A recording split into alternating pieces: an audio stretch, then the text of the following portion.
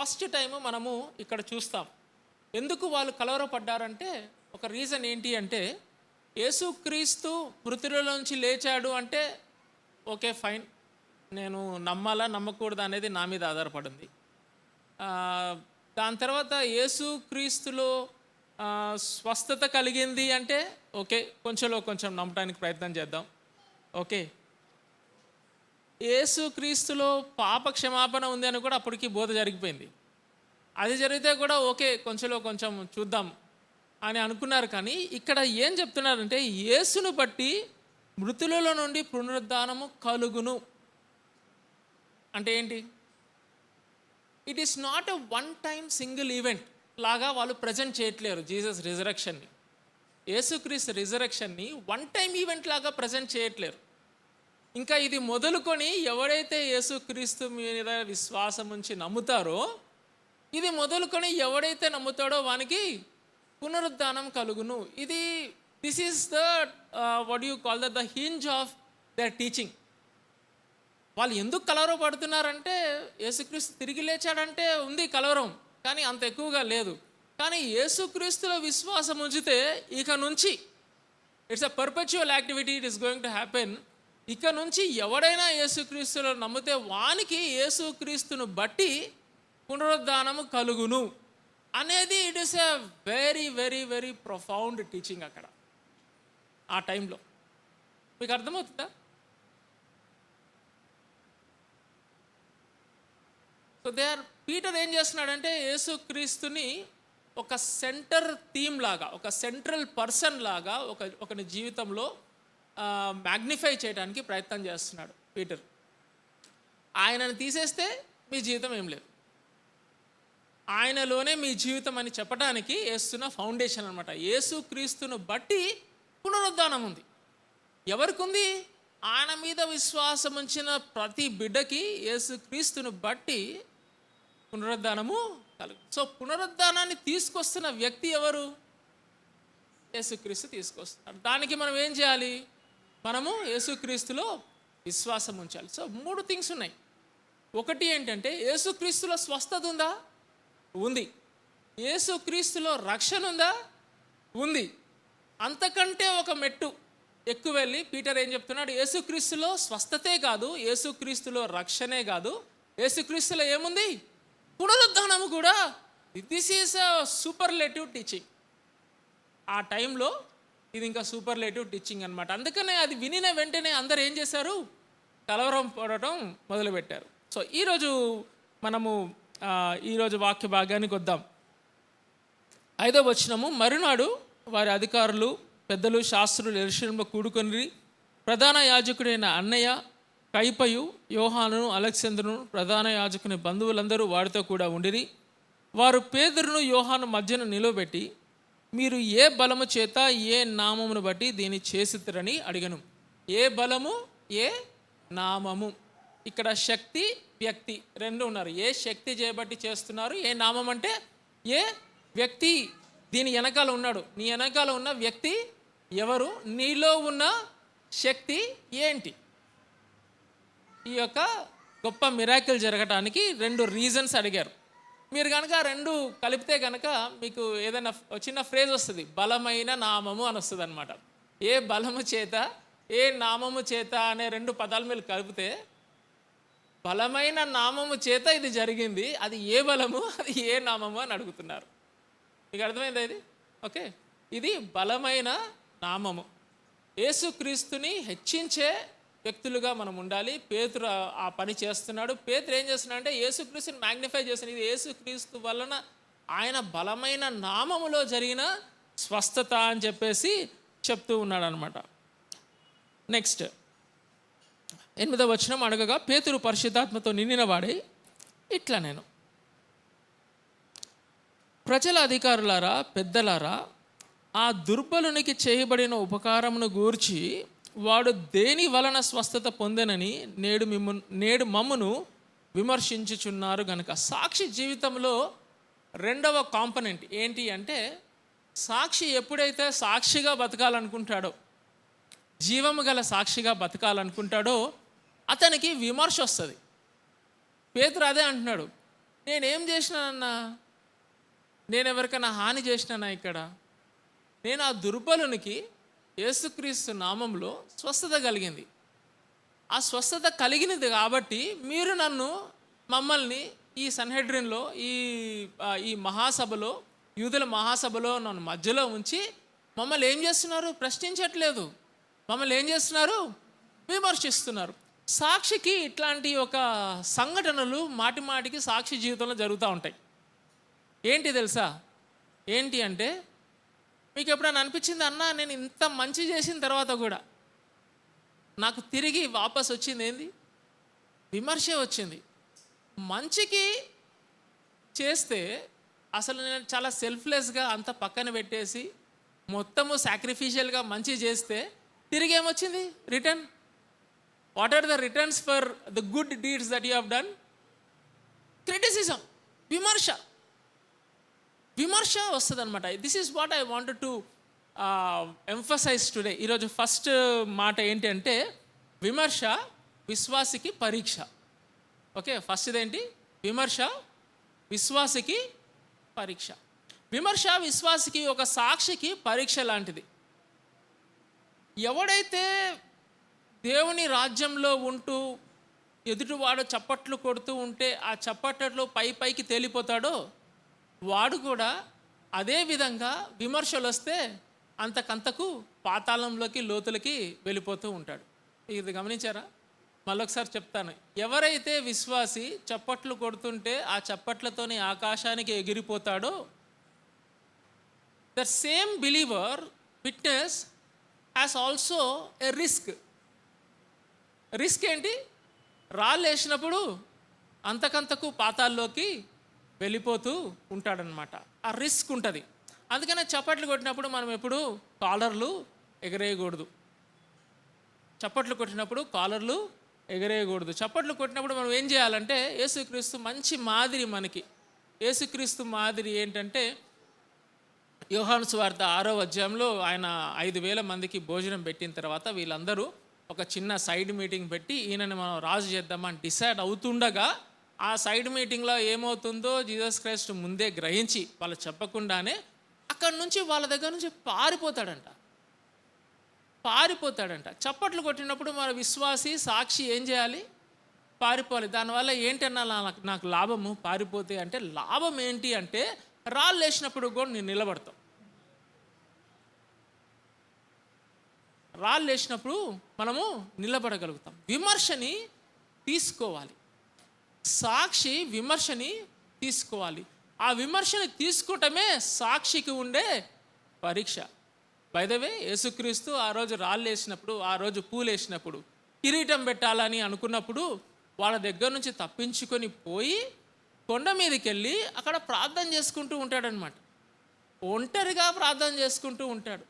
జనాలు ఎప్పుడైనా పూలు వేసినప్పుడు, జనాలు ఎప్పుడైనా చప్పట్లు కొట్టినప్పుడు మనం ఆ చప్పట్లలో రెక్కలొచ్చి గాల్లోకి ఎగరకుండా మనం ఏం చేయాలంటే, మనము సాలిట్యూడ్లోకి వెళ్ళి దేవుని దగ్గర సమయం స్పెండ్ చేయాలి. ఎందుకంటే దేవుని దగ్గరకు వచ్చి దేవుని దగ్గర మన మైండ్, మన హార్ట్ క్యాలిబ్రేట్ చేసుకున్నప్పుడు మళ్ళీ తిరిగి మనము భూమి మీదకి రావటానికి ఆస్కారం ఉంటుంది. దేవుని దగ్గరికి వెళ్ళటము, భూమి మీదకి రావటానికి ఆస్కారము, ఒక ఆపర్చునిటీ. ఎవడైతే దేవుని దగ్గరికి వెళ్ళడో చప్పట్లు కొట్టినప్పుడు అక్కడికక్కడికి ఆకాశంలోకి వెళ్ళిపోతూ ఉంటాడో, గద్దో ఏదో వచ్చి పుట్టుకుమని ఆ బెలూన్ని పగలు కొడుతుంది, లటుకుమని కింద పెడతాం. విశ్వాసం అంతా విరిగిపోతుంది. సో జాగ్రత్త సుమి. యేసుక్రీస్తు వీళ్ళకి సాక్షులుగా, వీళ్ళని వుల్స్ మధ్యలోకి ఒక షీప్ లాగా వీళ్ళని విడుదల చేసినప్పుడు ఈ లోకంలోకి, వాళ్ళకి ఫస్ట్ వచ్చింది పూలు కాదు, వాళ్ళకి ఫస్ట్ వచ్చింది ఏంటి? రాళ్ళు. దేవుడు వాళ్ళని రాళ్ళు వేయిస్తూ పక్కన వాళ్ళని రాటు తేలుస్తూ ఉన్నాడు అనమాట. వాళ్ళ విశ్వాసాన్ని రాటు తేలుస్తూ ఉన్నాడు. మనం అంటాము విశ్వాసం పెరుగుతుంది. ఎట్లా? దేవుడు మిరాకిల్ వరకు మిరాకిల్ చేస్తూ మనకి ఆశీర్వాదం మీద ఆశీర్వాదం వస్తే విశ్వాసం పెట్టడంలో పెద్ద విషయము ఏమీ లేదు. కానీ ఎప్పుడైతే దేవుని యొక్క వాగ్దానాలు, ఈరోజు మన వర్షిప్లో అదే చేసుకొని, దేవుని యొక్క వాగ్దానాలు ఒక మిల్లీమీటర్ పర్ సెకండ్ డిలే అయితే అసలు మనకు ఉంటుంది కిలోమీటర్ పర్ సెకండ్ కూడా కాదు, మిల్లీమీటర్ పర్ సెకండ్ డిలే అయితేనే మనకంతా అల్లకల్లోలము, అయోమయము, విశ్వాసం ఎటుపోతుంది అన్న యొక్క స్టేజ్కి మనము దిగజారిపోతూ ఉంటాము. సాక్షిగా ఉండాలంటే అట్లాంటివి పట్టించుకోకూడదు. నువ్వు బిలీవర్గా ఉండాలంటే చెయ్యి అట్లాంటివన్నీ, ఓకే ఆ ఒడిదుడుకులు. కానీ నువ్వు సాక్షివి, నువ్వు శిష్యుడవు, నువ్వు సాక్షివి. సాక్షికి ఒక గ్రేటర్ మ్యాండేట్ ఉంది ఈ లోకంలో. మీరు బిలీవర్స్ లాగా ఉండాలి అని అనుకుంటే ఉండండి, అట్లా చిన్న చిన్నగా చప్పట్లు కొట్టినప్పుడు కొంచెము కాలర్లు ఎగరేయండి, ఎవరైనా రాళ్ళేస్తే లోతులకి వెళ్ళండి, ఎంజాయ్ చేసుకోండి లోకంలో విశ్వాసులుగా. కానీ మనము శిష్యరికంలోకి దేవుడు పిలిచాడు. శిష్యరికంలోకే కాకుండా అక్కడి నుంచి సాక్షులుగా మనల్ని ఉండాలని దేవుని యొక్క ఉద్దేశం, పిలుపు. మన మీద దేవుడికి ఉన్న పిలుపు. నువ్వు సాక్షిగా ఉండాలంటే ఈ రాళ్ళు పూలు ఏవి కూడా నీకు నాకు పట్టకూడదు, = నెత్తికి ఎక్కకూడదు. మీకు అర్థమవుతుందా ఇది? విమర్శ విశ్వాసికి పరీక్ష. విమర్శ విశ్వాసికి పరీక్ష. నేను ఆలోచిస్తున్నా, ఎందుకు దేవా మరి మాకెందుకు, మేము సాక్షులుగా బయటికి వెళ్తే మా వర్క్ ప్లేసెస్లో కానీ మా యొక్క ఫ్రెండ్ సర్కిల్స్లో కానీ మాకెందుకు యాక్సెప్టెన్స్ ఉండదు? యాక్సెప్టెన్స్ ఉంటే అసలు ఇంత గోల్ ఉండదు కదా, ఇంత స్ట్రెస్ ఉండదు కదా, ఇంత కన్స్ట్రెంట్ ఉండదు కదా, ఇంత టెన్షన్ ఉండదు కదా రిలేషన్షిప్స్లో అని అడుగుతూ ఉంటే నాకు ఏమర్థమైందంటే యేసుక్రీస్తు చెప్పిన బోధలే. మీరు ఒకసారి చూడండి, మన యోహాను సువార్త 15వ అధ్యాయంలో ఒక చిన్న మాట ఉంటుంది. యోహాను సువార్త 15వ అధ్యాయం 18వ వచనం నుంచి ఒకసారి చదువుతాను. మీరు సాక్షులు కాబట్టి, మనము సాక్షులు కాబట్టి యేసుక్రీస్తు చెప్పిన మాటలు మనము గుర్తుపెట్టుకోవాలి. యోహాను సువార్త 15వ అధ్యాయము 18వ వచనం. లోకము మిమ్మల్ని ద్వేషించిన యెడల మీకంటే ముందుగా నన్ను ద్వేషించనని మీరు ఎరుగుదురు. ఓకే, ఫస్ట్ ఎవరు ద్వేషింపబడ్డారు? యేసుక్రీస్తు. దాని తర్వాత ఎవరు ద్వేషింపబడుతున్నారు? యేసుక్రీస్తుని నమ్మిన విశ్వాసి, శిష్యుడు, దాని తర్వాత సాక్షి. మీరు లోక సంబంధులైన యెడల లోకము తన వారిని స్నేహించును. అయితే మీరు లోక సంబంధులు కారు, నేను మిమ్మను లోకములో నుండి ఏర్పరచుకుంటుని, అందుచేతనే లోకము మిమ్మను ద్వేషించుచున్నది. సింపుల్, అందుచేతనే. What is the reason? Just because God has set apart his children from this world, for that very reason the world will start hating us. For that very reason. నేను క్రీస్తు సంబంధిని అని చెప్పినామంటే అయిపోయింది. ఒకసారి నా మెడికల్ కాలేజ్లో మా first ఇయర్లో అనమాట, during my ragging days. Okay, first ఒక 2-3 months ఉండంగా మా సీనియర్స్ పిలిచారనమాట. మా సీనియర్స్ పిలవకముందు ఏమైందంటే, సడన్గా నా బెడ్ మీద ఉన్న బైబిల్ మిస్ అయింది. ఓకే, ఎక్కడ పెట్టానబ్బా, పొద్దున్న చదువుకునే ఉన్నాను కదా అని చెప్పేసి దిండు దగ్గర పెట్టి ఐ వెంట్ టు కాలేజ్. వచ్చేసరికి బైబిల్ లేదు. సాయంత్రానికి మా సీనియర్ గారు ఫోన్ చేశాడు. ఓకే, ఫోన్ చేసి అరే రూమ్కి రారా అన్నాడు అనమాట. Okay, I went around 6 o'clock in the evening. ఉదయం 4 గంటల దాకా. Okay, I was standing in their room. Bible ఏమో, నా బైబిల్ వాళ్ళ చెప్పుల స్టాండ్ మీద పెట్టాడు. పెట్టి he's asking me to deny Jesus అనమాట. Okay, from 6 o'clock till how much time? 4 in the morning. I said, no way, నువ్వు ఏమన్నా చేసుకో, నేనైతే ఐఎమ్ నాట్ డినయింగ్.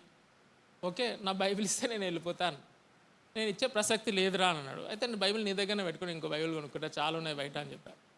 సో 4కి వాడు అలసిపోయి, వాడికి నిద్ర వచ్చి నన్ను పంపించేశాడు. ఎందుకు జరిగింది? నేనేమైనా చెప్పానా? నేనేం చెప్పలా. నా పేరులో సాల్మన్ ఉంది. అదృష్టవశాత్తు, దురదృష్టవశాత్తు ఓకే, క్రైస్తవ నామం అనేది తగిలించబడి ఉంది కాబట్టి వాడు ఐడెంటిఫై చేసి, అసలు ఏమి చెప్పకుండానే శ్రమ, ఏమి చెప్పకుండానే ద్వేషం. నువ్వు సాక్షి అని చెప్పకుండానే నువ్వు ఒక ఫేత్ ఫ్లాగ్ ఒకటి పెట్టుకున్నావు. ఏంటి? నాకున్న ఫేత్ ఫ్లాగ్ ఏంటంటే నా నేమ్. ఓకే, నా పేరులో క్రిస్టియన్ నేమ్ ఉంది కాబట్టి that is my faith flag. నా ఫెయిత్ ఫ్లాగ్లో ఫెయిత్ని ఐడెంటిఫై చేసి వాడు ఏం చేశాడు, నన్ను హింసించడానికి ప్రయత్నం చేశాడు. What I'm trying to tell is you need not do anything.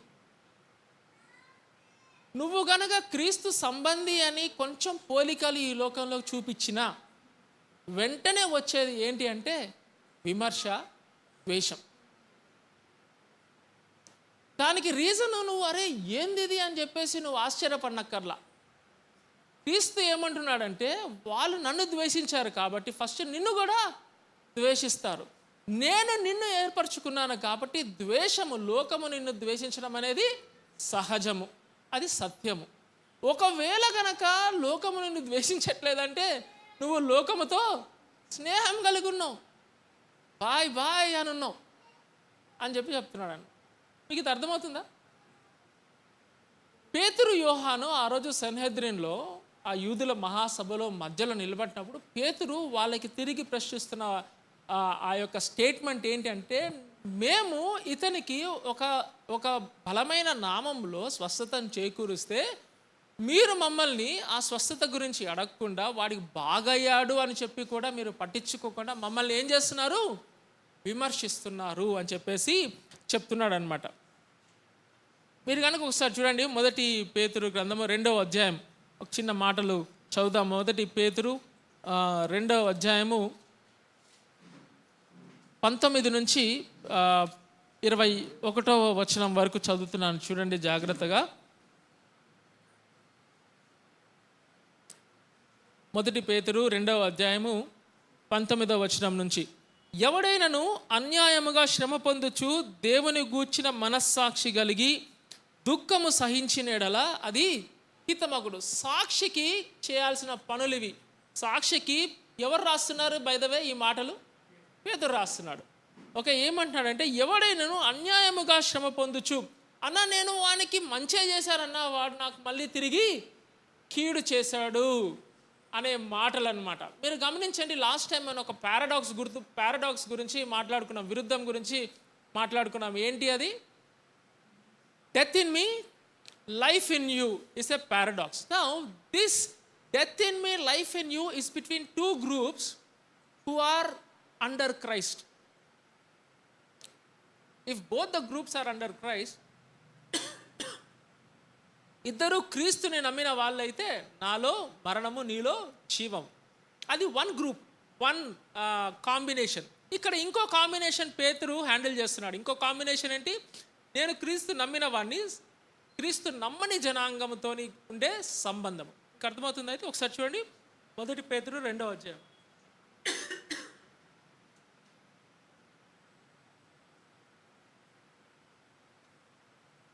ఎవడైనను అన్యాయముగా శ్రమ పొందుచు దేవుని గూర్చిన మనస్సాక్షి కలిగి దుఃఖము సహించిన ఎడల. సాక్షి అన్యాయముగా శ్రమ పొందుతాడు. మీరు రాసుకోవాలి, సాక్షి అన్యాయముగా శ్రమ పొందుతాడు. ప్రతిసారి న్యాయమే జరగాలంటే జరగదు. దేవా ఈ విషయంలో న్యాయం ఏది అని అడిగారు అనుకోండి, న్యాయం లేదు. అన్యాయముగా శ్రమ పొందటం అనేది సాక్షికి దేవుడు తీసుకొచ్చే ఒక గొప్ప డిసిప్లిన్ అన్నమాట. అలా సహిస్తే అన్యాయముగా శ్రమ పొందుచు దేవుని గురించిన మనస్సాక్షి కలిగి దుఃఖము సహించిన ఎడల. సాక్షికి అన్యాయముగా శ్రమ పొందినప్పుడు సాక్షికి ఏమొస్తుంది? ఆనందం కాదు వచ్చేది, దుఃఖము వస్తుంది. ఇంకా దీంట్లో మళ్ళీ పాజిటివ్ ఫీలింగ్ ఏం లేదు, పాజిటివ్ థింకింగ్ కూడా ఏం లేదు. సాక్షి అన్యాయముగా శ్రమ పొందితే సాక్షికి ఏమొస్తుంది? దుఃఖము వస్తుంది, సహజం అది. అయితే అది హితమగును అని రాస్తున్నాడు అనమాట. That is a commendable act. అలా చేస్తే అంట అందరు చప్పట్లు కొడతారంట. ఎక్కడ? పరలోకంలో చప్పట్లు కొడతారంట. చూడండి, తప్పిదమునకై దెబ్బలు తిన్నప్పుడు మీరు సహించినట్లు మీకేం ఘనము, మేలు చేసి బాధపడినప్పుడు. పేతురు ఇదే అడుగుతున్నాడు అక్కడ. అయ్యా నేను మేలు చేశానయ్యా, నువ్వు నాకు విమర్శిస్తున్నావు ఏంటి అని చెప్పి అడుగుతున్నాను అనమాట. మేలు చేసి బాధపడినప్పుడు. సాక్షి మేలు చేసిన తర్వాత సాక్షిని బాధ పెడతారు, ఇది సత్యము. ఇది మీకు అర్థమవుతుందా? స్లోగా I want you all to understand the life of a witness. సాక్షి జీవితం యొక్క క్యారెక్టరిస్టిక్స్ అవరే ఆ జీవితంలో ఏమేమి జరుగుతాయో నేను చెప్తున్నాను అనమాట. మేలు చేసి బాధపడినప్పుడు మీరు సహించిన అది దేవునికి హితమగును. అది ఎవరికి హితమగును? దేవునికి హితమగును.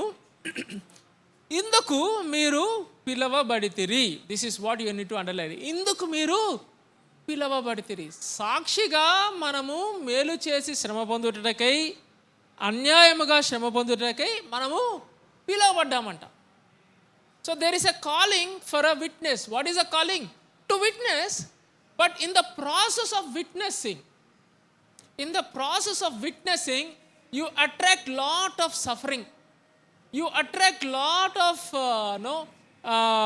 దాన్ని ఏమంటారు, వ్యతిరేకతని మనము అట్రాక్ట్ చేస్తాం. అలా జరిగినప్పుడు అది ఏంటి? అది మనం ఎట్లా భావించాలి?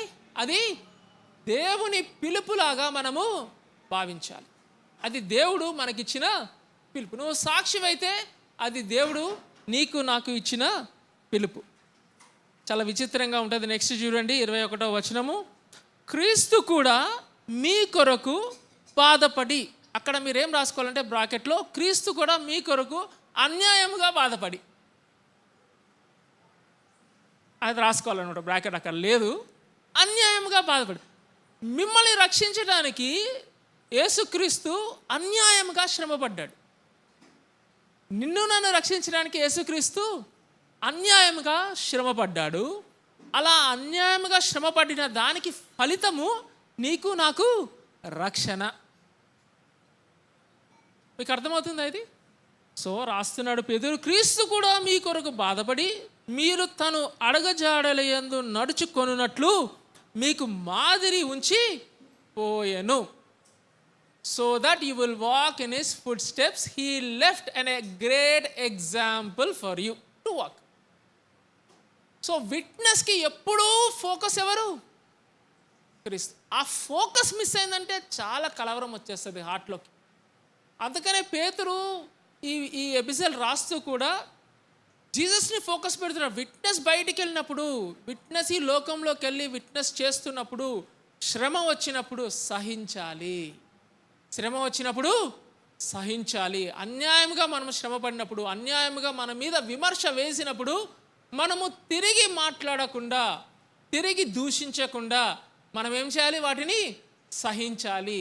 అలా సహించాలంటే మన హార్ట్ స్పాంజ్ లాగా ఉండాలి.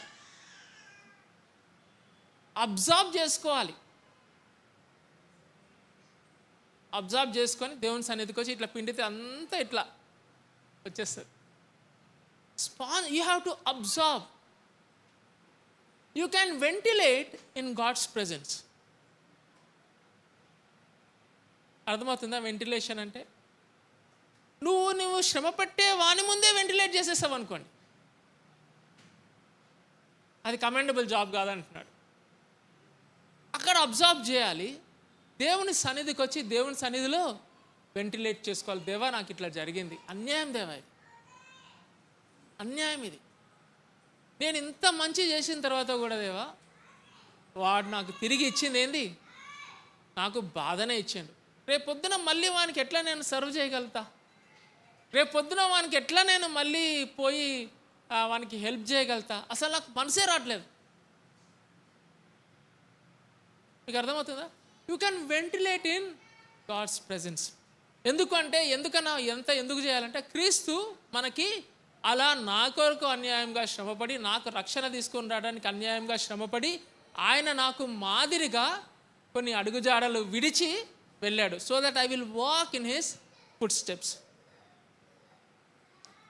ఇది అర్థమైందా మీకు? నెక్స్ట్, సో విశ్వాసికి విమర్శ, విశ్వాసికి పరీక్ష. నెక్స్ట్ చూడండి, అపోస్తలుల కార్యాలు 4వ అధ్యాయం 10వ వచనం చూడండి. మీరందరూ ఇశ్రాయేలు ప్రజలందరూ తెలుసుకోవలసినది ఏమనగా, మీరు సిలువ వేసినట్టు, మృతుల నుండి దేవుడు లేపినట్టు, నజరేయుడైన యేసుక్రీస్తు నామముననే వీడు స్వస్థత పొంది మీ ఎదుట నిలుచున్నాడు. ఇది చాలా పవర్ఫుల్ స్టేట్మెంట్. ఇది ఒకటే పేతురు పలికింది. సో మీరందరూ వినాలనుకుంటున్నారు కదా, సో వినండి అని చెప్పేసి పలుకుతున్న మాటలు ఏమంటున్నాడంటే, మీరు సిలువ వేసినట్టు. ఇది మీరు 2వ అధ్యాయంలో చూస్తారు, 3వ అధ్యాయంలో చూస్తారు, 4వ అధ్యాయంలో చూస్తారు, 5వ అధ్యాయంలో కూడా చూస్తారు. యూ కిల్డ్ జీసస్ అనే ఒక ఫ్రేజ్ ఈ 4 అధ్యాయాల్లో చూస్తారనమాట. పేతురు మాటి మాటికి పలుకుతున్న మాట ఏంటి? మీరు ఆ యేసుక్రీస్తుని చంపారు అని చెప్పి, మీరు సిలువ వేసినట్టు. దాని తర్వాత ఎవరు ఆయనని లేపారు?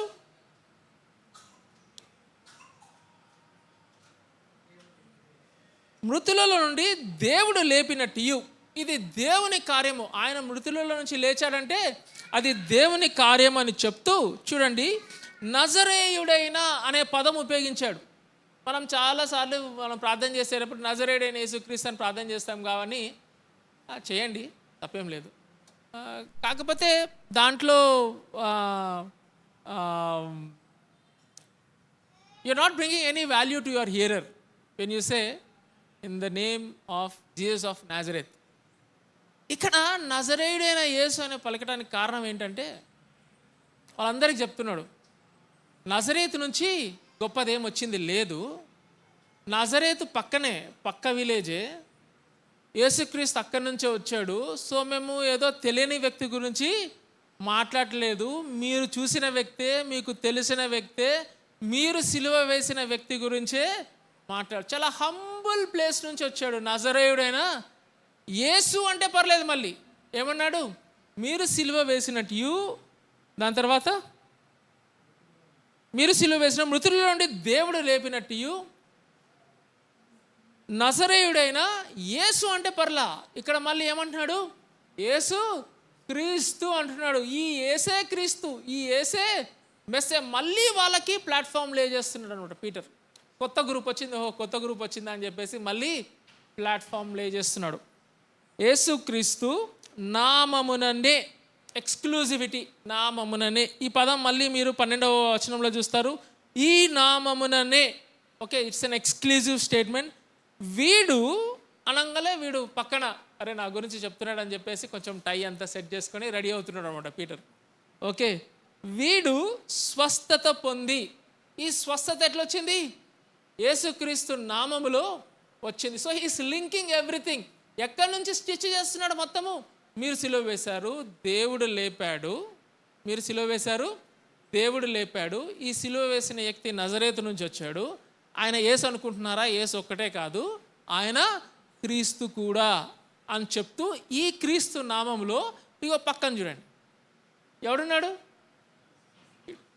స్వస్థత పొందిన వ్యక్తి. So he's linking all the geographical places అనమాట, స్టిచ్ చేస్తున్నాడు.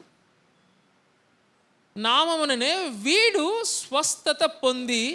ఒకవేళ వీడేం స్వస్థత పొందాడని అంటారేమో అని మీ ఎదుట కూర్చున్నాడా? భిక్షమెత్తుతున్నాడా? వీడేం చేస్తున్నాడు? మీ ఎదుట నిలుచున్నాడు. మీ ఎదుట. క్రితం ఎక్కడున్నాడు? దేవాలయం బయట. ఇప్పుడు ఎక్కడున్నాడు? మీ ఎదుట. It is a very very carefully used words of by Peter. చాలా మంచిగా అక్కడ మొత్తం స్టోరీ అల్లేషన్ అనమాట. ఇట్లా చెప్పాలి మెసేజ్. నాలాగా గంటలు చెప్తాం కాదు, ఒక్క స్టేట్మెంట్లో మెసేజ్ అయిపోవాలి. ఒక్క స్టేట్మెంట్లో మెసేజ్ అయిపోవాలి. పీటర్ 1 స్టేట్మెంట్లో మెసేజ్ అవగొట్టేశాడు. ఏమన్నాడు?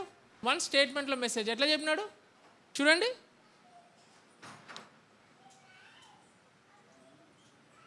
పదవచనం. అందుకనే పదవచనం వెరీ, మీరందరూ తెలుసుకోవాల్సినది ఏమనగా, మీరు సిలువ వేసినట్టు, మృతులలో నుండి దేవుడు లేపినట్టు, నజరేయుడైన యేసు, యేసే క్రీస్తు, ఆయన నామముననే వీడు స్వస్థత పొంది నిల్చున్నాడు. ఇంకేమైనా ఉందా మెసేజ్? ఇంకెంతకంటే ఎక్కువ మెసేజ్ ఏం కావాలి అక్కడ? ఒకవేళ you keep yourself in that Sanhedrin's place, అంటే సద్దుకేల్ ప్లేస్లో చూసుకుంటే, how do you refute this? దీన్ని మీరు ఎట్లా రెఫ్యూట్ చేయగలుగుతారు? రెఫ్యూట్ అంటే ఎట్లా దీన్ని కాదు, ఇది నిజం కాదని ఎట్లా చెప్పగలుగుతారు? నజరేతు నుంచి రాలేదా యేసు? వచ్చాడుగా. ఆ యేసు మెస్సయ్య కాదంట, కాదు అని ఎట్లా చెప్పగలుగుతావు? ఆయన నామమునే వీడు స్వస్థత పొందారు. వాడు స్వస్థత పొందలేదు, ఆయన నామం రిజెక్ట్ చేయడానికి వీరు స్వస్థత పొందలేదో చెప్పాలంటే వాడు పక్కనే ఉన్నాడు, టై కట్టుకొని నిలబడి ఉన్నాడు. You understand? Everything was carefully used and one statement defined. అంటే there is no point for these people to refute Peter with that one statement. 10th verse. దానికి ఒక కారణం ఉంది, అలా చెప్పడానికి ఒక కారణం ఉంది. మీరు చూడండి, అందుకనే మనం 8వ వచనం చదవలేదు. 8వ వచనం చూడండి ఒకసారి. పేతురు పరిశుద్ధాత్మతో నిండిన వాడై. సాక్షికి లాస్ట్ టైము మనము అతడు తరబీదు పొందాలి అని చెప్పేసి అనుకున్నాం, గుర్తుందా? స్క్రిప్చర్స్లో తరబీదు పొందాలి, స్క్రిప్చర్స్ నేర్చుకోవాలి సాక్షి. అది అంటే జోక్గా తీసుకోవడానికి లేదు. He has to study the scriptures. నువ్వు for a witness you to study the scriptures. Believer గురించి మాట్లాడతలేము, డిసైపుల్ గురించి మాట్లాడతలేము. మనం ఎవరి గురించి మాట్లాడుతున్నాము? విట్నెస్ గురించి విట్నెస్ బైబిల్ని చదవాల్సిందే, స్టడీ చేయాల్సిందే అని రాష్ట్రం నేర్చుకున్నాం. ఇప్పుడు ఇంకొక ఫ్యూచర్ యాడ్ అవుతుంది అనమాట విట్నెస్కి. విట్నెస్ ఏం చేయాలి? పరిశుద్ధాత్మతో నిండిన వాడ. ఎప్పుడూ కూడా in tune with the spirit ఉండాలి. ఎప్పుడు కనెక్షన్ స్పిరిట్ ఆఫ్ గాడ్కి కనెక్ట్ అయ్యి ఉండాలి, ప్లగ్ అయ్యి ఉండాలన్నమాట. మీరు కనుక చూడండి ఒకసారి మత్తయి సువార్త 10వ అధ్యాయం. మత్తయి సువార్త 10వ అధ్యాయము 16వ వచనం నుంచి చదువుతున్నాను, జాగ్రత్తగా వినండి. మత్తయి 10:16 వచనం నుంచి. ఇదిగో తోడేళ్ళ మధ్యకు గొర్రెలను పంపినట్లు నేను మిమ్మల్ని పంపుచున్నాను గనుక. ఒక్క నిమిషం ఆగండి. తోడేళ్ళ మధ్యలోకి గొర్రెలు పంపిస్తే ఏమవుతుంది? మాట్లాడుతున్నా, ఏమవుతుంది? తోడేళ్ళ మధ్య గొర్రెలు పంపిస్తే ఏమవుతుంది? కేల్కతం అయిపోయింది. ఇంకా దెర్ ఇస్ నో అక్కడ డిస్కషన్ లేదు, నెగోసియేషన్ లేదు, అయిపోయింది, స్టోరీ అయిపోయింది. ఇదిగో తోడేళ్ళ మధ్యకు గొర్రెలను పంపినట్టు నేను మేము పంపించున్నాను గనుక మన అస్త్రాలు ఏంటి? తోడేళ్ళ మధ్యలోకి గొర్రెల్లాగా మనం వెళ్ళినప్పుడు మన కవచాలు ఏంటి? మన యొక్క వెపనరీ ఏంటి అంటే చూడండి, మీరు పాముల వలె వివేకులను పావురముల వలె నిష్కపటులనై ఉండుడి. ఇదేదో ప్రాస కలిసిందని యేసుక్రీస్తు వలకల. ఓకే, దీంట్లో సత్యం ఉంది. మీరు పాముల వలె వివేకులను పావురముల వలె నిష్కపటులై ఉండాలి. మనకి వివేచన శక్తి ఉండాలి, డిజర్న్మెంట్ రావాలి. చాలామందికి మనకి లేని ఒక ఒక ఒక ఇంపార్టెంట్ లక్షణం ఏంటి అంటే డిజర్న్ చేసుకోలేం. ఇది దేవుని దగ్గర నుంచి వస్తుందా లేకపోతే దయ్యం దగ్గర నుంచి వస్తుందా అనే ఒక చిన్న డిజర్న్మెంట్ ఉండదు. ఎందుకు ఉండదు అంటే, డిజర్న్మెంట్ రావాలి అంటే మన యొక్క థాట్ ప్రాసెస్, మన యొక్క వరల్డ్ వ్యూస్ ఓకే షార్పన్ చేయబడాలి. ఇంకో కరెక్ట్ పదం ఏంటంటే క్యాలిబ్రేట్ చేయబడాలి. దేనికి క్యాలిబ్రేట్ చేయబడాలంటే వాక్యానికి క్యాలిబ్రేట్ చేయబడాలి. పరిశుద్ధాత్మ దేవుని యొక్క ప్రాంప్టింగ్స్కి క్యాలిబ్రేట్ చేయబడాలి. ఏ వ్యక్తి అయితే, ఇక్కడ మళ్ళీ సాక్షి అని పలుకుతున్నాడు, ఏ సాక్షి అయితే యేసుక్రీస్తు యొక్క పరిశుద్ధాత్మ దేవుని యొక్క ఆ యొక్క పవర్లో, ఆ యొక్క ప్రెజెన్స్లో సోక్ అయ్యి సాచ్యురేట్ అవుతాడో, ఎవడైతే ఆ స్క్రిప్చర్స్ని స్టడీ చేసి దాంట్లో సోక్ అయ్యి సాచ్యురేట్ అవుతాడో వాని యొక్క డిజర్న్మెంట్ చాలా షార్ప్గా ఉంటుంది అనమాట. వాళ్ళంత దూరంలో ఒక ఎనిమి వస్తుంది అనగానే రేడార్లో కనిపిస్తుంది, కుయ్ కుయ్ కుయ్ అని రేడార్లో కనిపిస్తుంది. కాబట్టి నువ్వు నీ ఇంటి చుట్టూ, నీ చుట్టూ ఒక గోడను కట్టుకొని పదిలంగా ఉండగలుగుతావు. ఆ వివేచన శక్తి ఉండాలి. సో సాక్షి లోకంలోకి వెళ్ళేటప్పుడు సాక్షి ఎలా వెళ్ళాలంట? పాములాగా వెళ్ళాలంట. పాములాగా వెళ్ళి పాములాగా ఆలోచించాలంట. ఎట్లా? డిజర్న్ చేసుకోవాలంట. డిజర్న్మెంట్ ఉండాలంట. ఎప్పుడు నో చెప్పాలి, ఎప్పుడు ఎస్ చెప్పాలి, ఎప్పుడు మృదువుగా మాట్లాడాలి, ఎప్పుడు కఠినంగా మాట్లాడాలి, ఎప్పుడు ఖచ్చితంగా మాట్లాడాలి అనే ఒక డిజర్న్మెంట్ మనకి రావాలి. మనం ఏం చేస్తామంటే, ఎక్కడైతే ఖచ్చితంగా ఉండాలో అక్కడ చేతులు కట్టుకొని తలం చేస్తాం, ఎక్కడైతే వినయంగా ఉండాలో అక్కడ మొత్తం గట్టిగా మైకి లేకపోయినా సరే అందరికీ వినిపించేటట్టు మాట్లాడేస్తాం. ఏమవుతుందంటే బ్యాలెన్స్ తప్పుతుంది. సమతుల్యం తప్పినప్పుడు నీ యొక్క విట్నెస్ కోల్పోతావు. సాక్షిగా నీ యొక్క విట్నెసింగ్ని కోల్పోతావు. రేపొద్దున నువ్వు ఎంత ప్రగోల్భాలు పలికి, వాక్యం పలికి ఎవడు మన మాట వినే జాలడు. నెక్స్ట్ ఇంపార్టెంట్ ఆర్నమెంట్ కాదు, వెపనరీ ఏంటి అంటే మనకి నిష్కపటమై ఉండాలి. కపటం ఉండకూడదు మన హృదయంలో, కపటం లేకుండా వెళ్ళాలి. సాక్షిగా ఉండేటప్పుడు హృదయంలో ఏముండకూడదు, కపటం ఉండకూడదు. చూడండి 17వ వచనం, మనుషులను గూర్చి జాగ్రత్త పడు. ఇది ఏమన్నా అసలు స్టేట్మెంటా? మీరు ఒకసారి చూడండి. నేను యాక్చువల్గా ఈ వీక్ ఈ యొక్క వాక్యం చదువుతున్నప్పుడు ఈ స్టేట్మెంట్ దగ్గర చాలాసార్లు వెయిట్ చేసి ఆలోచించాను. ఏమని చూడండి, మనుషులను గురించి జాగ్రత్త పడి. అరే నువ్వు ఎవరికి విట్నెస్ చేస్తున్నావు? ఎవరికి విట్నెస్ చేస్తున్నావు? మనుషులకే విట్నెస్ చేస్తున్నావు. దేవుడు నీకు ఇస్తున్న యొక్క ఇన్స్ట్రక్షన్ ఏంటి? మనుషులను గురించి జాగ్రత్త పడు. ఏంటన్నా ఇది? యేసుక్రీస్తు, మీకు యోహాను సువార్తలో ఉంటుంది, యేసుక్రీస్తు అంటే ఈ లోకంలో ఉండి ఎవడికి తను తాను అప్పగించుకోలేదంట. ఆ వర్స్ చదువుదాం ఒకసారి, సందర్భం వచ్చింది కాబట్టి. యోహాను సువార్త ఎవరైనా హెల్ప్ చేయండి. This is out of syllabus verse. Okay, యోహాను సువార్త 1వ అధ్యాయం లాస్ట్ వర్సెస్లో ఉంటాయేమో చూడండి.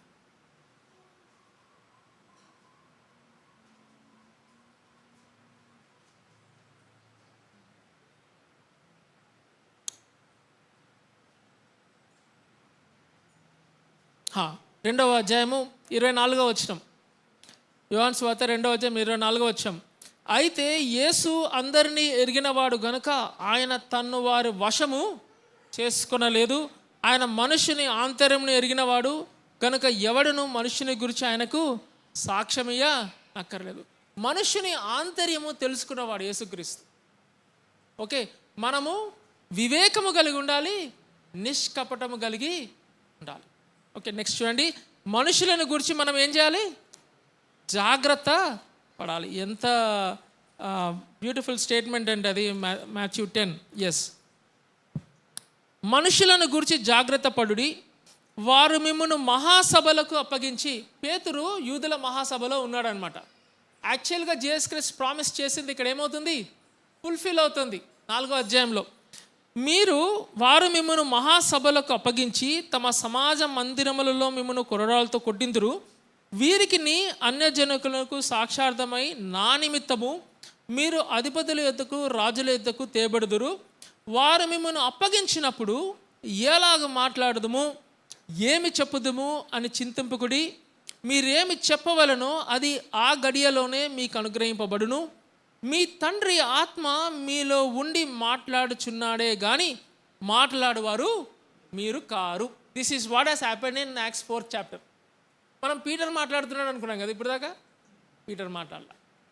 It's not Peter. పీటరు ఆత్మపూర్ణుడై పరిశుద్ధాత్మ దేవుడు పీటర్ ద్వారా ఈ మాటలు పలికిస్తున్నాడు అన్న. చాలాసార్లు ఇది వాక్యం చాలా మిస్కోట్ చేస్తాం కదా. ఏం మెసేజ్ ప్రిపేర్ కాకుండా ఈ వాక్యం చెప్పి బైబిల్ తెరిచి మాట్లాడతారు. అసలు దానికి దీనికి అసలు అట్లా చేయకండి. శుద్ధ అబద్ధం అది. అట్లా చేయకూడదు. వాక్యం మీకు అసైన్మెంట్ ఇచ్చినప్పుడు ఖచ్చితంగా ఒళ్ళు దగ్గర పెట్టుకొని ప్రార్థనలో ప్రిపేర్ అయ్యి మనం వాక్యం చెప్పాలా. Because that is a responsibility. We have to do that. If an assignment or a responsibility is given to us, compulsory దేవుని దగ్గర వెయిట్ చేయాలి. దేవుని దగ్గర వెయిట్ చేసి, దేవుడు ఏదేవా ఈ వాక్యం ద్వారా మా సంఘానికి ఏంటి నువ్వు ఇస్తున్నావు, ఒక్కొక్కరు ఒక్కొక్క అవసరతలో వస్తారని చెప్పేసి వెయిట్ చేసి ఒక్కొక్క పదం రాసుకొని వచ్చి చెప్పాలి. పరిశుద్ధాత్మ దేవుడు హెల్ప్ చేస్తాడు ఇప్పుడు కూడా. కానీ ప్రిపేర్ అవ్వకుండా మాట్లాడేది ఎక్కడ? మహాసభల్లో. మనకు అట్లాంటి గొప్ప ఆపర్చునిటీ వస్తుందో లేదో తెలియదు కానీ ఓకే, మన చిన్న వాటికే మహాసభలు అనుకుంటాం కదా. అట్లాంటి మహాసభ వచ్చినప్పుడు మనం నిలబడితే కనుక అప్పుడు కంగారు పడతాం. అయినా నేను అసలు బైబిలే స్టడీ చేయలేదని అప్పుడు కంగారు పడుతూ ఉంటాం కదా. అప్పుడు కంగారు పడినక్కర్లా. పరిశుద్ధాత్మ దేవుడే మీకు మీ హృదయంలో కావలసిన మాటలు మీకు ప్రొవైడ్ చేస్తాడు. చాలాసార్లు మన ఫ్రెండ్ సర్కిల్స్లో కానీ మన కుటుంబాల్లో కానీ మన ఫెయిత్ గురించి మనల్ని ప్రశ్నించినప్పుడు మనం కంగారు పడకూడదు. కంగారు పడకుండా పరిశుద్ధాత్మ దేవుని మీద డిపెండ్ అయ్యి దేవుడు పలికిస్తున్న మాటలు ధైర్యంగా పలకాలి. అలా మనం సిద్ధంగా ఉండాలి. ఆ సమయం ఎప్పుడు వస్తుందో తెలియదు కదా. సో ఆ అనుకోని సమయం వచ్చినప్పుడు మనం సిద్ధంగా ఉండాలంటే వాక్యం స్టడీ చేయాలి. పరిశుద్ధాత్మ దేవునితో ఎప్పుడు కనెక్ట్ అయి ఉండాలి. పరిశుద్ధాత్మ పూర్ణుడై. ఎప్పుడైతే మనం పరిశుద్ధాత్మ పూర్ణుడై అనే పదం ఉపయోగిస్తామో, నేను ఒక డెమాన్స్ట్రేషన్ ఇచ్చాను, మీకు గుర్తుందో లేదో. ఒక ప్లేట్లో ఒక గ్లాస్ పెట్టి గ్లాస్లో వాటర్ పోస్తూ, వాటర్ అంతా పోస్తూ వాటర్ పొర్లిపోతూ ఉండంగా అది పరిశుద్ధాత్మతో నింపబడటం. With you is a glass of water besides your glass. In you is a glass of water pouring into your glass. Upon you is glass of water pouring into your glass and your glass is overflowing. అట్లాంటి connection పరిశుద్ధాత్మ దేవునితో కనుక నువ్వు నేను maintain చేయగలిగితే ఇట్లాంటి మహాసభల్ని చిటికలా ఇట్లా మనము మేనేజ్ చేయగలము. వస్తాయి అట్లాంటి సందర్భాలు అన్న మనకి దగ్గరలోనే ఉంది, crocodile festivals. Okay, we have to be prepared. అస్సలు అలక్ష్యం పెట్టకూడదు. వాక్యం చదవాలి. పరిశుద్ధాత్మతలో ఎట్లా లింక్ అవుతామన్నా, పరిశుద్ధాత్మతో ఎట్లా లింక్ అవుతామంటే షార్ట్ అకౌంట్స్ మెయింటైన్ చేయాలి. ఎక్కడ కూడా ఎవడి మీద ద్వేషం పెట్టుకోకూడదు. ఎక్కడ కూడా ఎవడి మీద అసూయ పెట్టకూడదు. ఎక్కడ కూడా మన హార్ట్లో అన్ఫర్గివ్నెస్ ఉండకూడదు. ఎప్పుడు క్లియర్ చేసుకుంటూ ఉండాలి. హృదయము నిష్కపటంగా పెట్టుకోవాలి. అలా విట్నెస్ బయటికి వెళ్ళాలి. 100 మందికి ద్వేషం పెట్టుకొని 100 మందిని ఫర్గివ్ చేయకుండా నువ్వు నేను సాక్షిగా ఉంటానని చెప్పేసి పోయావంటే నువ్వు పోతుంది ఎవరి మధ్యలోకి? తోడేల మధ్యలోకి. అమాంతంగా పట్టి చీల్చేస్తాయి.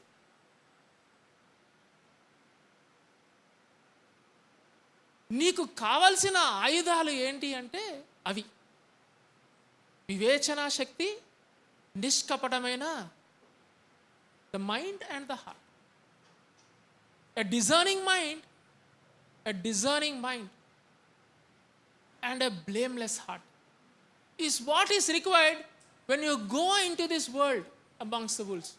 To what? To witness. చూడండి, మీ తండ్రి ఆత్మ మీలో ఉండి మాట్లాడుచున్నానే కానీ మాట్లాడేవాడు మీరు కాదు. ఇంకొక చిన్న ఇదే లూకా రాస్తాడు చూడండి. లూకా సువార్త 21వ అధ్యాయం. లూకా సువార్త 21వ అధ్యాయం 15వ వచనం ఒకసారి చదువుతున్నాను చూడండి.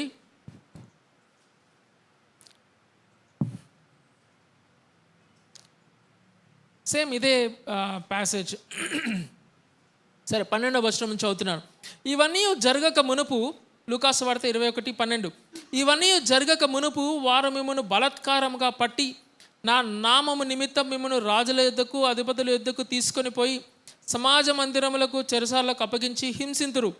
ఇది సాక్షార్థమై మీకు సంభవించును. కాబట్టి మేమేమి సమాధానం చెప్పుదుమా అని ముందుగా చింతింపకుందుమని మీ మనసులో నిశ్చయించుకొనుడి. చూడండి 15వ వచనం. మీ విరోధులందరూ ఎదురాడుటకును కాదనుటకు వీలు కాని వాక్కును జ్ఞానమును నేను మీకు అనుగ్రహింతును. పీటర్ ఇట్లా పలికినప్పుడు వాళ్ళ దగ్గర నుంచి ప్రతి మాట ఏమీ లేదు, ప్రతివాదం ఏదీ లేదు. అట్లా చెప్పిన వెంటనే వీళ్ళందరూ ఆశ్చర్యంగా నోరులు అంతా తెలుసుకొని ఎవడ్రా వీడి ఇట్లా మాట్లాడుతున్నాడు, ఒక మాట చెప్పడానికి కూడా లేకుండా. He will give you the right word and the right wisdom. జ్ఞానము, దాని తర్వాత వాక్కు మీకు ఇస్తాడు. He will give you the right word and the right wisdom when you stand in those places. Come back to acts of apostles 4th chapter. So మర్చిపోకండి, పేతురు పరిశుద్ధాత్మతో నిండిన వాడై అనే మాట మనము నేర్చుకుంటాం. నెక్స్ట్ 11వ వచనం. ఇంకా 2 వచనాలు నేను క్లోజ్ చేద్దాం. 11వ వచనం. ఇల్లు కట్టువారైన, పేతురు పలుకుతున్న మాటలు, ఇల్లు కట్టువారైన మీరు తృణీకరించిన రాయి ఆయనే, ఆ రాయి మూలకు తలరాయి ఆయను. రెండో విషయము ఏం జరుగుతుంది ఒక సాక్షి జీవితంలో అంటే, ఫస్ట్ మనం ఏమనుకున్నాము, ఫస్ట్ విమర్శ సాక్షికి పరీక్ష అని అనుకున్నాం కదా. రెండోది ఏమవుతుందంటే తృణీకరణ, దేవుని అంగీకరణ. రెండోది ఏంటి? తృణీకరణ, దేవుని అంగీకరణ. సాక్షి ఎప్పుడైతే సాక్షిగా బతకాలనుకుంటాడో ఫస్ట్ ఏమొస్తుంది అంటే రిజెక్షన్ వస్తుంది. జనాలు మనల్ని తృణీకరిస్తూ ఉంటారనమాట. Same reasons are the same, but the outcome is ఒకటి ద్వేషించడము, ఒకటి మనల్ని విమర్శించడము, ఇంకోటి మనల్ని తృణీకరించడం. క్రీస్తు కూడా ఇక్కడ ఏమైంది, క్రీస్తు వాళ్ళ దగ్గరకు వస్తే పీటర్ ఏమంటున్నాడంటే క్రీస్తుని వీళ్ళు తృణీకరించారంట. ఒకసారి పీటర్, ఇది కీర్తనలు 118వ కీర్తన మీరు ఒకసారి చూస్తే 22వ వచనంలో ఈ మాట ఉంటుంది. మీకు ఒక చిన్న అభ్యాసము ఇప్పుడు ఇస్తాను, ఒకసారి తీయండి. కీర్తనలు 118 సామ్.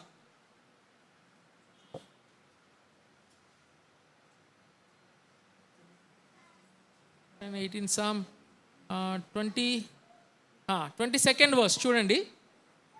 ఇల్లు కట్టువారు నిషేధించిన రాయి మూలకు తలరాయి ఆయన ఉందా అక్కడ? ఇప్పుడు మీరు గనక దాన్ని జక్స్టాపోజ్ చేయండి ఈ వర్స్కి, చేసి ఏ పదము అవుట్ అయిందో చెప్పండి. మీరు అదే వాక్యము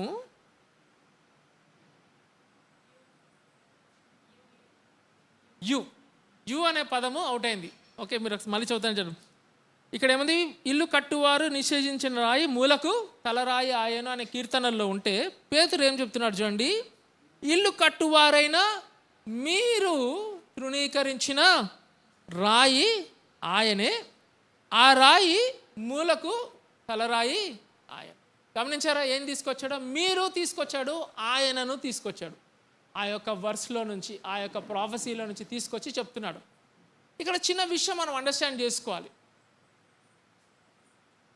కొన్నిసార్లు మనము మన ఫ్రెండ్స్ సర్కిల్స్లో నుంచి రిజెక్ట్ చేయబడతాం, కుటుంబాల నుంచి రిజెక్ట్ చేయబడతాం.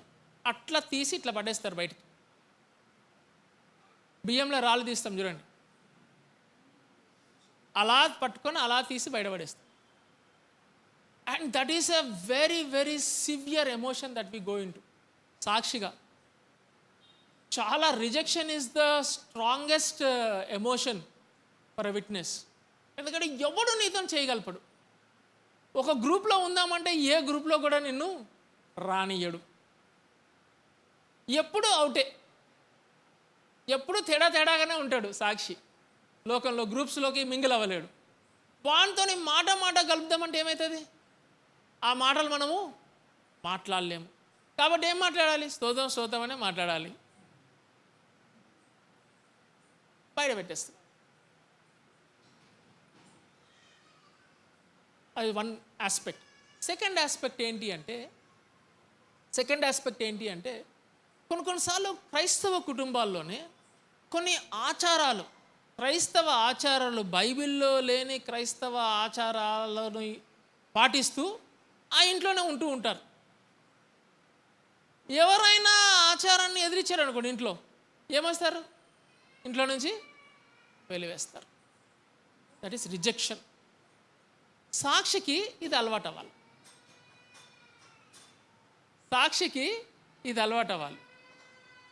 వాడు పాపం రిజెక్షన్కి గురవుతున్నట్టున్నాడు. సాక్షికి ఇది అలవాటు అవ్వాలి. రిజెక్షన్ అనేది సాక్షికి అలవాటు అవ్వాలి.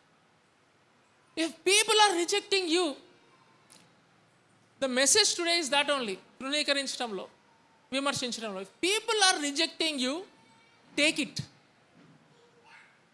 ఇట్. తీసుకోండి, లోపలికి తీసుకోండి. ఎందుకంటే దాంట్లో గొప్ప ధన్యత ఉంది.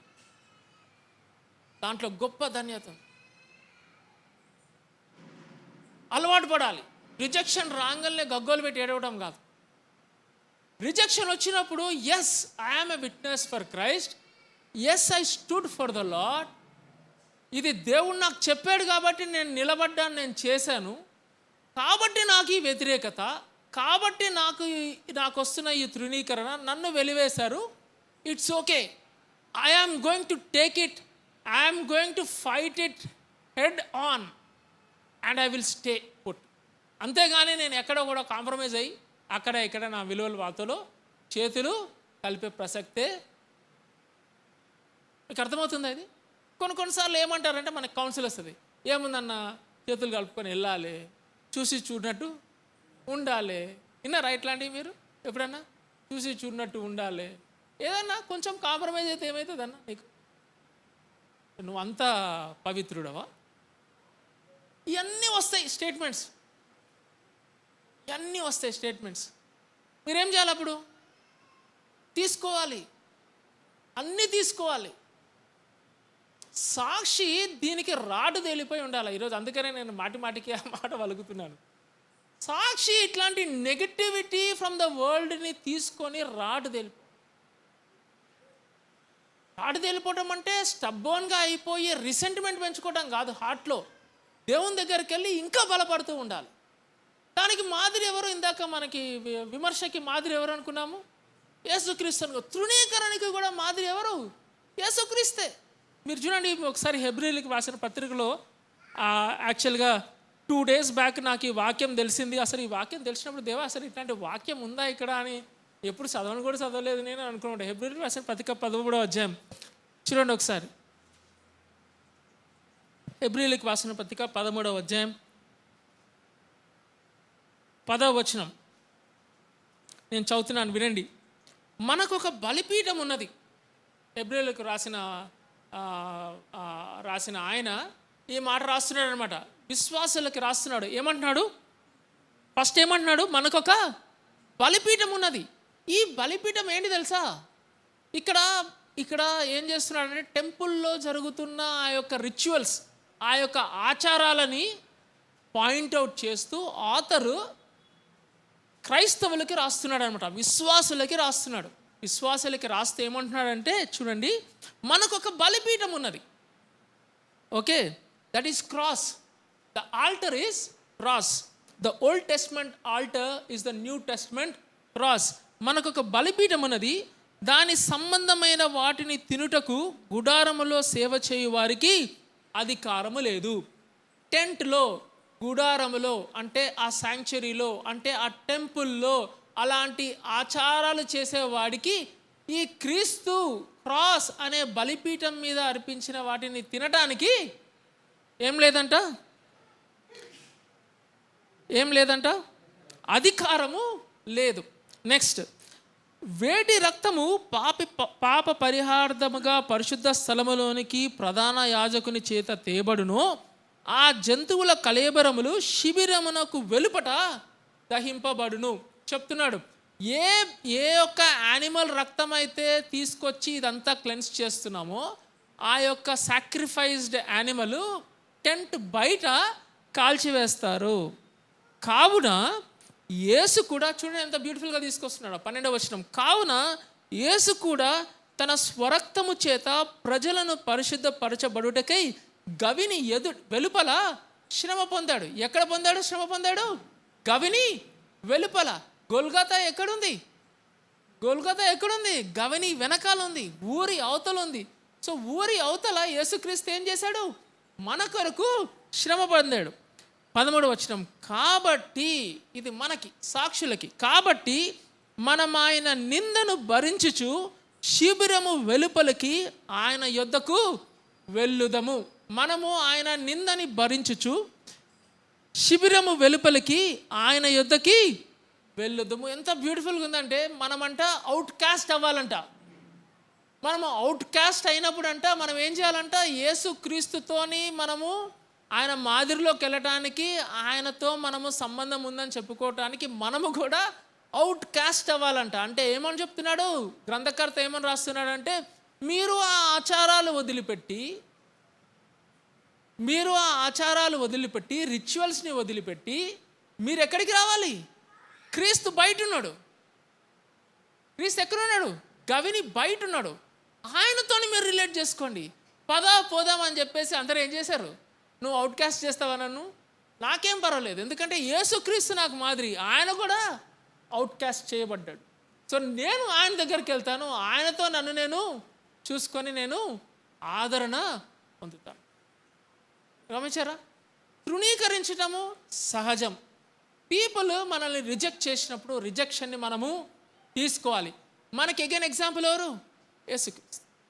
ఆయన గవిని బయట రిజెక్ట్ చేయబడి గవిని బయట శ్రమ పొందాడు. కాబట్టి మనము కూడా ఎక్కడికి వెళ్దాం? శిబిరము వెలుపలికి వెళ్దాం. టెంట్లో వద్దు మనకి, ఇంకా ఆ ఆచారాలు వద్దు. ఎవరికి రాస్తున్నాడు? It's a very important statement. మీరు కనుక చూస్తే ఆదిమ సంఘంలో యేసుక్రీస్తు పునరుద్ధానము, దాని తర్వాత పరిశుద్ధాత్మ దేవుని యొక్క ఆసనం ఇదంతా అయిపోయిన తరువాత జ్యూస్ అందరూ టెంపుల్కి పోయే ఆరాధిస్తాం దేవుని మొదలుపెట్టారు. కానీ క్రమబద్ధంగా స్లోగా ఆ టెంపుల్ నుంచి బయటికి రావడం జరిగింది. పర్సిక్యూషన్ పెరుగుతుండగా మనం చూస్తాం, acts of apostles 7th chapter అయిపోయిన తర్వాత పర్సిక్యూషన్ పెరుగుతుండగా వాళ్ళు టెంపుల్కి మెల్లమెల్లగా తగ్గిచ్చేస్తూ బయట గృహాలలో కలుసుకుంటూ ఉంటారనమాట. సో ఆథర్ ఏం రాస్తున్నాడంటే, టెంపుల్లో ఉన్న ఆచారాలకి, ఆ ఓల్డ్ టెస్ట్మెంట్ రిచువల్కి మనకి సంబంధం లేదు. మన మన మన బలిపీఠం ఎవరు? క్రాస్. ఆయన ఎక్కడున్నాడు? సమాజ మందిరము బయట ఉన్నాడు. మనందరం ఎక్కడికి వెళ్ళాలి? సమాజ మందిరంలోకి వెళ్ళాలా? కాదు, మనం బయటికి వెళ్దాం. ఆయనతోని మనం రిలేట్ చేసుకుందాం, ఆయనతోని మన రిజెక్షన్ని మనము ఆపాదించుకుందాం అని చెప్పేసి అంటున్నారనమాట. అర్థమవుతుందా మీకు? సో రెండోది ఏంటి? తృణీకరణ, సాక్షి యొక్క తృణీకరణ, దేవుని అంగీకరణ. జనాలందరూ మనల్ని తృణీకరిస్తే దేవుడు మనల్ని అంగీకరిస్తారు. లాస్ట్ వర్స్ ఇంకా క్లోజ్ చేస్తాను. అపోస్తలుల కార్యాలు 4వ అధ్యాయం 12వ వచనం. మరి ఎవని వలనను రక్షణ కలగదు, ఈ నామముననే మనము రక్షణ పొందవలను, కానీ ఆకాశము క్రింద మనుషులలో ఇవ్వబడిన మరి ఏ నామమున రక్షణ పొందలేము అని నేను. మూడోది ఏంటంటే, యేసు నామము రక్షణకి మూలము. మూడోది ఏంటి? యేసు నామము రక్షణకి మూలము. ఫస్ట్ది ఏంటి? విమర్శ విశ్వాసికి పరీక్ష. రెండవది తృణీకరణ, దేవుని అంగీకరణ. మూడోది యేసు నామము రక్షణకి మూలం. పీటర్ మళ్ళీ దాన్ని నొక్కి వక్కానిస్తున్నాడు. It is not a political salvation. Why you have to consider this Jesus is because you need him in a very personal way. It is a personal salvation. It is not a political salvation. It is a personal salvation. ప్రతి ఒక్కడు ఆయన నామముననే ఏముంది? రక్షణ ఉంది. రక్షణ అనడానికి మనకు 3 definitions నేర్చుకున్నాం. ఒకటేంటి? స్వస్థత, ఇంకోటి పాప క్షమాపణ, ఇంకోటి పునరుద్ధార, రిజరెక్షన్. సో యేసుక్రీస్తులో ఈ 3 ఉన్నాయి. యేసుక్రీస్తులోనే ఈ 3 ఉన్నాయి అని చెప్పేసి పేతురు పలుకుతున్నాడు. మొన్న ఒక 50 మెంబర్స్ యంగ్ స్టూడెంట్స్కి మాట్లాడారనమాట. ఆ టాపిక్ నాకు ఇచ్చిన టాపిక్ ఏంటంటే, why choose Jesus out of all the people around, why you have to choose Jesus. అంత అయిపోయిన తర్వాత ఒక బ్రదర్ వచ్చి ఈ ఒక క్వశ్చన్ అడిగాడు అనమాట. అన్న అంత బాగానే ఉంది, కానీ యేసుక్రీస్తు అని చెప్తుంటే అసలు వాడు వినను కూడా వినట్లేడు. నేను how should I what is the evidence that Jesus is God అని అడిగారు అనమాట. అడిగితే they so much of evidence. యేసుక్రీస్తు తిరిగి లేచాడు అని చెప్పేసి whole lot of an evidence ఉంది. A person who is genuine in searching God, who is sincere in searching God, if he goes to history, he will find that Jesus rose again. There is no doubt. The evidence is so great that people cannot deny that Jesus rose again. So I asked this brother, tell your friend, if anyone rises again from his death, tell him that I will listen to him. At least I will give a careful thought of what he is speaking to me. But if he has not risen, don't speak about that person to me. ఒకవేళ అతడు మరణం గెలిచి లేవకపోతే ఆయన గురించి నాతో మాట్లాడబాకు. ఒకవేళ కనుక ఆయన మరణం గెలిచి లేచాడంటే, ఎవరైనా కానీ, యేసుక్రీస్తుని పక్కన పెడదాం, ఎవరైనా కానీ మరణం గెలిచి తిరిగి లేచాడంటే ఆయన చెప్పే ప్రతి ఒక్క మాట నేను ఏం చేస్తాను? ఖచ్చితంగా వింటాను, వేటిస్తాను, ఆలోచిస్తాను. ఎవడన్నా ఉన్నాడా అని అడుగు అని చెప్పాను. ఎవడు లేడు. అందుకనే ఆయన నామములోనే రక్షణ, ఆయన నామములోనే స్వస్థత, ఆయన నామములోనే పాపక్షమాపణ, ఆయన నామములోనే resurrection. And that's why you and I have so much confidence in this faith. ఎందుకు తెలుసా? ఈ తృణీకరించిన రాయి ఏమైంది? మూల రాయి అయిందనమాట. ఇంకొక వచనం చదివి మీకు క్లోజ్ చేస్తాను. యెషయా గ్రంథము 29వ అధ్యాయం. యెషయా గ్రంథము 29వ అధ్యాయము 28వ అధ్యాయం 16వ వచనం. యెషయా గ్రంథం 28వ అధ్యాయం 16వ వచనం. ప్రభువగు యెహోవా ఇలాగు సెలవిచ్చుచున్నాడు, సియోనులో పునాదిగా రాతిని వేసిన వాడను నేనే, అది పరిశోధింపబడిన రాయి. It is a tried and a tested stone, అమూల్యమైన రాయి. This is a precious stone. బహుస్థిరమైన పునాది. It is a sure foundation. మూల రాయి అయి ఉన్నది. దాని తర్వాత చూడండి, విశ్వసించువాడు కలవరపడడు. Why Jesus alone and why we have great confidence in believing and trusting in this Jesus is because he has risen again. He resurrected. That is the reason. And because he was resurrected, he has become a sure foundation. He has become a sure foundation. బహుస్థిరమైన పునాది మీద నీవు నీ యొక్క విశ్వాసం పెట్టావు. నీ యొక్క జీవితాన్ని ఆ పునాది మీద కట్టుకుంటున్నావు. కాబట్టి నీవేం చేయవు? విశ్వసించువాడు కలవరపడడు. విశ్వసించువాడు కలవరపడడు. నీ జీవితము క్రీస్తు మీద కట్టుకుంటే నీ విశ్వాసము ఎటుపోదు. ఇంకో 1 పీటర్ మనం చదువుకున్నాం కదా, అక్కడ ఇదే మాటలు ఉంటాయి. విశ్వసించువాడు సిగ్గుపడడు అని ఉంటుంది. ఆ చిన్న చేంజ్ ఆఫ్ వర్డ్ ఉంటుంది. విశ్వసించువాడు కలవరపడడు, విశ్వసించువాడు సిగ్గుపడడు. ఎందుకన్నా? Because he rose again. Because he rose again, this rejected stone has become a chief corner stone. మూలకు తలరాయి అయి కూసుంది. వద్దనుకున్నాను రా బాబు వీణంటే దేవుడు ఏం చేశాడు? తీసుకొచ్చి మూలరాయిగా చేశాడు. ఆ మూలరాయి మీద నా యొక్క స్పిరిచువల్ టెంపుల్ని కట్టుకుంటే, Ephesians 2nd chapter 20th verse, ఆ స్పిరిచువల్ టెంపుల్ని కనుక కట్టుకుంటే నీ యొక్క లైఫ్ స్థిరంగా ఉంటుంది, సిగ్గుపడని విధంగా ఉంటుంది, కలవర పడని విధంగా. That is what Jesus will do for us. ఒకవేళ మనల్ని మన ఫ్రెండ్స్, మన ఫ్యామిలీ, మన గ్రూప్స్ కనుక మనల్ని రిజెక్ట్ చేస్తుంటే తీసుకోండి. ఎందుకు తీసుకోమంటున్నానంటే, there will be a time, my dear friend, listen to this and then we will close. There will be a time. God appointed టైంలో ఏం చేస్తాడంటే, దేవుడు ఎవరైతే నిన్ను తృణీకరించారో అక్కడికే తీసుకెళ్ళి నేను ఏం చేస్తాడు? మూలకు తలరాయిలాగా పెడతాడు. నిన్ను అవాయిడ్ చేయలేని పరిస్థితి తీసుకొస్తాడనమాట. You will be in the centre, you will be in the focus, you will be the factor for stabilising that particular group, that very group that rejected. అప్పుడు దాకా ఏం చేయాలి? మనం సహించాలి, ఓర్పుతో ఉండాలి, వెయిట్ చేయాలి. ఈరోజు వర్షిప్లో అనుకున్నాం కదా, వెన్నెలా చెప్పింది కదా, మనం వెయిట్ చేయాలి, త్వరపడకూడదు, సిచ్యుయేషన్స్ చేతుల్లోకి తీసుకోకూడదు. మన ష్యూర్ ఫౌండేషన్ క్రీస్తు కాబట్టి క్రీస్తులో మనం కట్టబడుతూ క్రీస్తు మీద విశ్వాసం ఉంచి క్రీస్తు కోసం వెయిట్ చేసి ఆయన మనల్ని హెచ్చిస్తాడు. స్థిరపరచువాడు ఎవరు? ఆయనే. బలపరచువాడు ఆయనే. హెచ్చించువాడు ఆయనే. ఘనపరచువాడు ఆయనే. జయమిచ్చువాడు కూడా ఆయనే. He is the sure foundation. He is the tested and tried and a precious stone on which you and I are building our lifes. So మనకి ధోకా లేదు. మనకేంటండి? మనకి ధోకా లేదు. We're going to stand, we're going to witness Christ come what may. May it be rejection, I will take it. May it be శ్రమ వచ్చిందో లేవో తీసుకుంటాను. విమర్శ వస్తుందా లేదా, క్రిటిసిజం వస్తుందా, may it be criticism, I will take it. But I'm going to stand because my foundation is what? Jesus Christ. He is my sure foundation. Shall we look to the Lord in prayer.